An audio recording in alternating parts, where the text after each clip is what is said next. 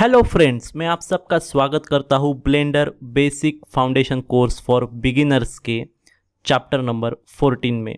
अब इस चैप्टर में हम देखेंगे दोस्तों दो सिंपल कमांड्स। पहली तो है पॉली बिल्ड एंड दूसरा है spine. Before seeing this command मैं आपको बता दूं कि हमारा ब्लेंडर एडवांस कोर्स शुरू होने जा रहा है 10 जनवरी को और इसके लिए बहुत सारे लोगों ने पहले ही रजिस्ट्रेशन किया है। आप भी अगर ये न्यू ईयर का फर्स्ट बैच ज्वाइन करना चाहते हो और हमारा डिस्काउंट ऑफ़र लेना चाहते हो तो जल्दी इस वीडियो के डिस्क्रिप्शन में दिए गए लिंक के ऊपर क्लिक कीजिए और अपने आप को रजिस्टर कीजिए, क्योंकि इस कोर्स में हम लेने जा रहे हैं modifiers, advance commands, then sculpting होगा, यूवी एडिटिंग होगा, टेक्सचर होगा, शेडिंग होगा और एनिमेशन होगा, रेंडरिंग होगा, कंपोजिटिंग। ये पूरा ब्लेंडर ही हम इसमें कवर करेंगे ताकि जब भी आप ये पूरा सीखो तो आप एनिमेशन बना सकते हो, आप 3D सीन डिज़ाइन कर सकते हो, आप कैरेक्टर बिल्डिंग कर सकते हो, आप 3D मॉडलिंग कर सकते हो। जितना भी ब्लेंडर में पॉसिबल है ये सब चीज़ें आप कर सकते हो। तो दोस्तों आओ शुरू करते हैं हमारा आज का चैप्टर। और अभी आपको रजिस्टर करना है तो ज़रूर लिंक के ऊपर जाइए और उसे क्लिक कीजिए।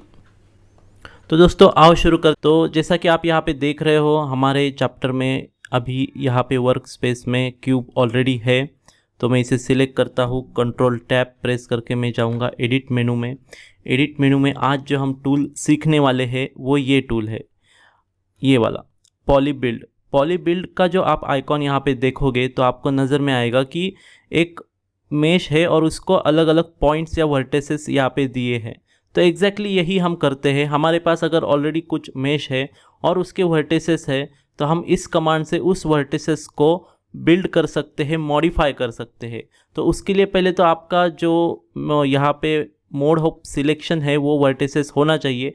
अगर नहीं भी है तो वो ऑटोमेटिकली वर्टिसेस सिलेक्शन मोड में चला जाता है। तो मैं यहाँ पे पॉली बिल्ड कमांड सिलेक्ट करता हूँ।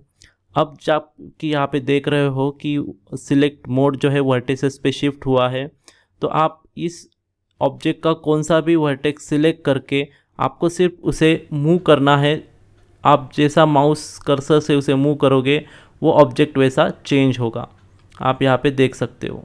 आप ये जो मूवमेंट है वर्टेक्स का ये यहाँ से भी कंट्रोल कर सकते हो लास्ट ऑपरेटिंग पैनल से। यहाँ पे XYZ मूवमेंट के डिस्टेंस या डायरेक्शंस दिए हैं। आप जो भी वर्टिसेस आपने सिलेक्ट किया है उसकी मूवमेंट इस अलग अलग डायरेक्शन में बाय वैल्यू आप यहाँ पे डाल सकते हो। Then axis ortho. अभी एक्सिस ऑर्थो होता क्या है दोस्तों एग्जैक्टली कि जितना भी मेजरमेंट का रेफरेंस है पॉली बिल्ड के लिए, आप जो एक्सिस यहाँ पे दोगे वो वहाँ से लेगा। अभी मैंने दिया जो है ये Y एक्सिस है।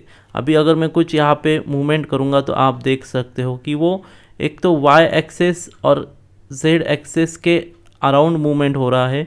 मीन्स यहाँ पे सिर्फ आपको रेफरेंस के लिए यूज़ होता है, बट हम ऑलरेडी एक 3D इन्वायरमेंट में है तो आप डायरेक्टली XYZ या फिर कर्सर से ही उसे डायरेक्ट मूव कर सकते हो। ठीक है दोस्तों, तो ये एक बेसिक कमांड था। आपका ये ओरिएंटेशन जो है आप यहाँ से अलग अलग ओरिएंटेशन ले सकते हो। आपने अगर 3D कर्सर का ओरिएंटेशन लिया तो जितनी भी मेजरमेंट्स होंगी ये मूवमेंट की वो 3D कर्सर जो आपका है उस पॉइंट से होगी। तो आपको ध्यान में रखना है कि आपका जो ओरिएंटेशन है मूवमेंट का वो कहाँ पे है। बाय डिफ़ॉल्ट ये ग्लोबल एक्सेस पे सिलेक्टेड होता है तो इसे ग्लोबल एक्सेस पे ही रखते हैं।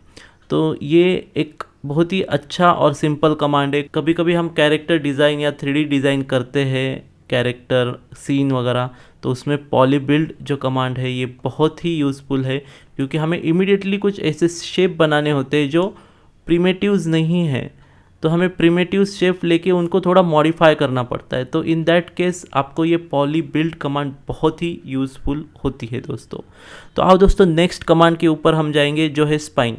स्पाइन कमांड बहुत यूज़फुल है अलग अलग ज्योमेट्रीज निकालने के लिए, बट यहाँ पे मैं आपको सिंपल स्पाइन का एक एग्जांपल दूंगा। हम वापस से जाएंगे ऑब्जेक्ट मोड में। यहाँ से मैं ये क्यूब डिलीट कर रहा हूँ और हम शिफ्ट A प्रेस करके हम यहाँ पे लेंगे प्लेन।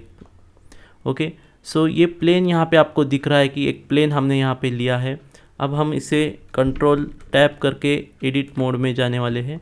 अब यहाँ पे हमारे पास एक प्लेन है, तो इसे हम कैसा स्प्लाइन करेंगे, इसके लिए आपको पहले तो मैं डायरेक्टली कमांड के ऊपर जाके दिखाता हूँ। ये स्प्लाइन कमांड का आइकॉन है, स्पाइन कमांड का। आपको इसके ऊपर क्लिक करना है। एक बार आपने क्लिक किया तो आपको यहाँ पे एक कर्व और उसके एंड पे प्लस साइन लगा हुआ आएगा। Okay, so before starting this operation आपको देखना है कि आपका 3D कर्सर कहाँ पे है। आपका अगर 3D cursor with in the object है तो ये स्पाइन होगा उसके अराउंड।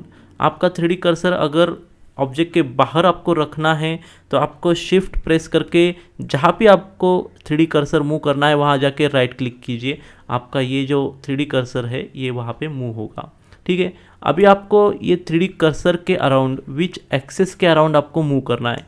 ये यहाँ पे आपको ब्लू में हाईलाइट होते हुए दिख रहा है। तो जब ये ब्लू में हाईलाइट होता है तो मान लीजिए कि ये जेड एक्सेस के अराउंड आपको स्पाइन कराएगा। आपको अगर ये चेंज करना है तो आप यहाँ से उसे चेंज कर सकते हो। ये यहाँ पे आपको दिख रहा होगा। मैं अगर x लेता हूँ तो अभी ये जो स्पाइन होगा ये x एक्सेस के अराउंड होगा, लाइक दिस, ऐसा। आप अगर ये y लेते हो तो ये जो स्पाइन है ये होगा y एक्सेस के अराउंड। तो फिलहाल तो हम यहाँ पे लेंगे x एक्सेस, तो ये x एक्सेस के अराउंड होगा और जो सेंटर होगा रेफरेंस का वो होगा हमारा 3D कर्सर। तो जैसा ही आप ये सिलेक्ट करते हो ऑब्जेक्ट और इसको मूव करते हो तो आप यहाँ पे देख रहे हो मेरा ऑब्जेक्ट जो है 3D कर्सर के अराउंड स्पाइन में मूव हो रहा है, देख रहे हो। और बाय डिफ़ॉल्ट आप अगर देखोगे तो यहाँ पे स्पाइन का छोटा सा विंडो जो है लास्ट ऑपरेटिंग पैनल विंडो वो ओपन हुआ है। और इसमें पहला जो है स्टेप्स है कि ये कितने स्टेप्स में स्पाइन हो रहा है। यहाँ पे 12 स्टेप में ये स्पाइन हो रहा है। आप इसके स्टेप्स बढ़ा भी सकते हो। आप स्टेप्स बढ़ाओगे तो ज़्यादा स्मूथनेस आएगा। देखिए मैं यहाँ पे स्टेप्स कम रखता हूँ। आप यहाँ पे देख सकते हो कि स्मूथनेस जो है कर्व का वो कम हुआ है। आप अगर इसके स्टेप्स बढ़ाओगे तो आपको स्मूथनेस अच्छा मिलेगा। सो आप आपके रिक्वायरमेंट के हिसाब से आपको स्पाइन करना है, उतने स्टेप्स आपको बढ़ाने हैं। आप यहाँ से एंगल भी कंट्रोल कर सकते हो।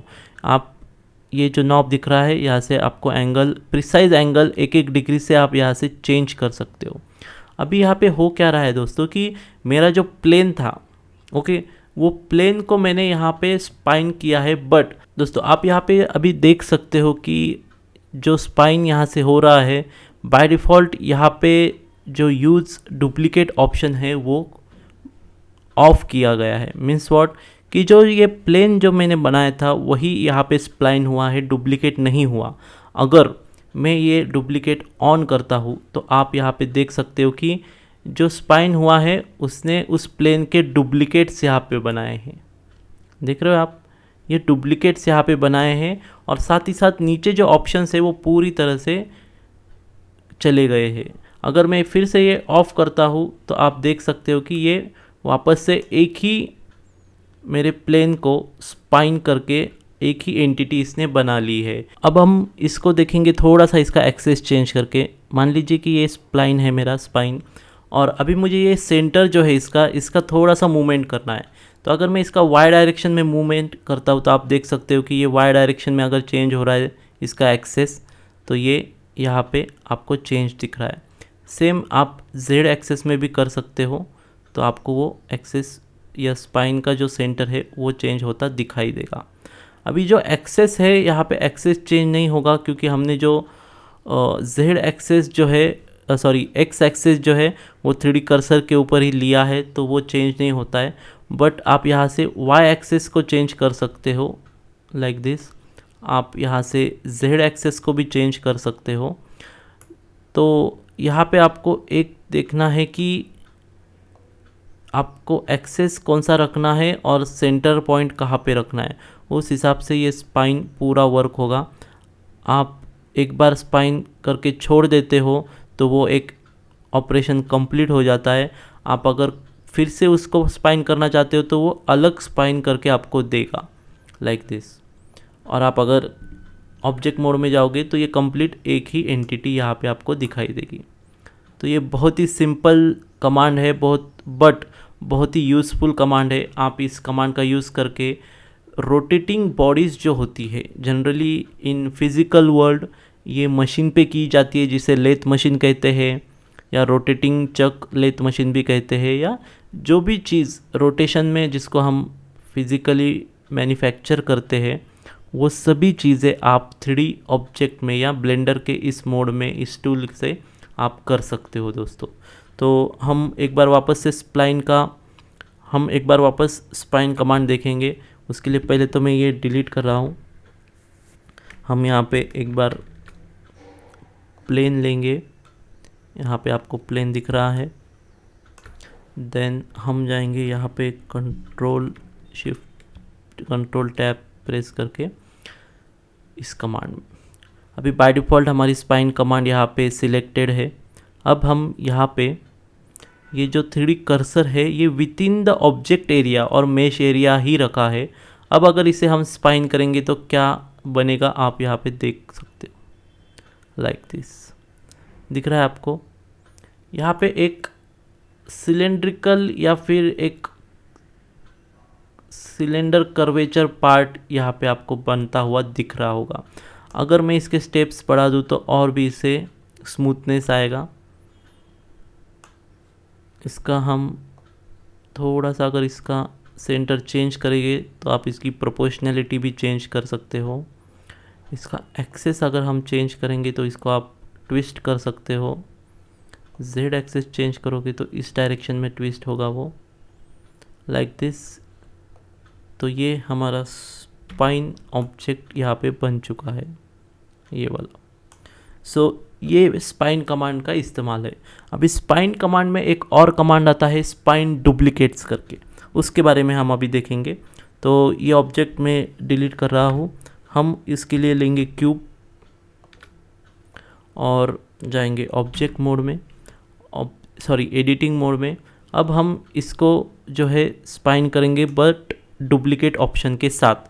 तो उसके लिए मैं जो 3D कर्सर है वो यहाँ पे शिफ्ट कर रहा हूँ।